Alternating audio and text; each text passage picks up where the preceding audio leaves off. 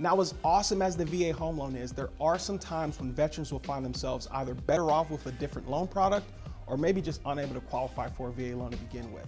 So here are 5 times when veterans may need to look elsewhere for their home financing needs. Number 1, veterans who have recently separated and are working in a new field. VA underwriters are required to determine whether or not a veteran's employment is stable and likely to continue. For veterans who have recently separated and have been with their employer for less than a year, this means ensuring that either your education, training, or military experience has prepared you for your job role, which just basically means there should be some parallels between what you do now and what you did in the military. Now, for many people, this is a non-issue. If you were an aircraft mechanic in the Air Force and now you're an aircraft mechanic for American Airlines, you're not going to have a problem. However, if you're a retired Navy pilot who now works as an insurance agent, you're likely going to need 12 months on the job. In fact, if it's commission-based, you may need 24 months on the job. Now, the exception to this is veterans who are working in their field of study.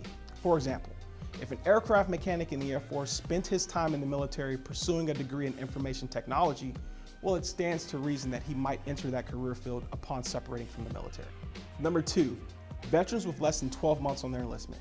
Now, keeping with the theme of ensuring veterans have stable employment and income, if you're within 1 year of separating, you're going to run into some issues. Now, if you've already signed the papers to re-enlist, this isn't going to be a problem. But if you haven't, you're going to need the following: a letter from your commander stating that you're eligible to re-enlist and they don't know of any reason why that wouldn't be granted, and B, a letter from you stating you intend to re-enlist. Now, for those of you that don't plan on re-enlisting, you're going to need a job offer letter from a civilian employer. But keep in mind the limitations for veterans who've recently separated. Determining the stability of that job may be contingent upon how closely the job description matches what you currently do in the military, or if you've had some formal training or education to prepare you for that job role. Number 3, veterans who are refinancing a home that has 20% equity. Now, the 2 major advantages of the VA loan are that you don't have to make a down payment and you don't have to pay private mortgage insurance.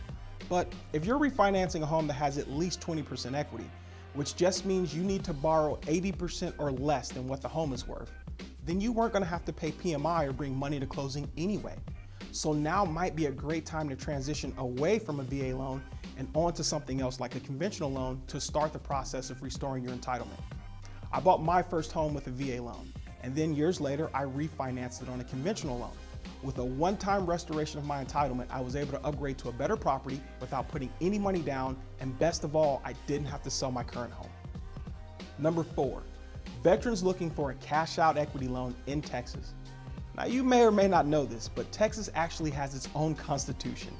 And Section 50 of Article 16 of the Texas Constitution governs home equity loans in the state of Texas. And one of the stipulations is that the Texan's home must be the sole and only collateral for the loan. Well, when a VA loan is issued to a veteran, the VA is guaranteeing a portion of that loan to the bank that makes it.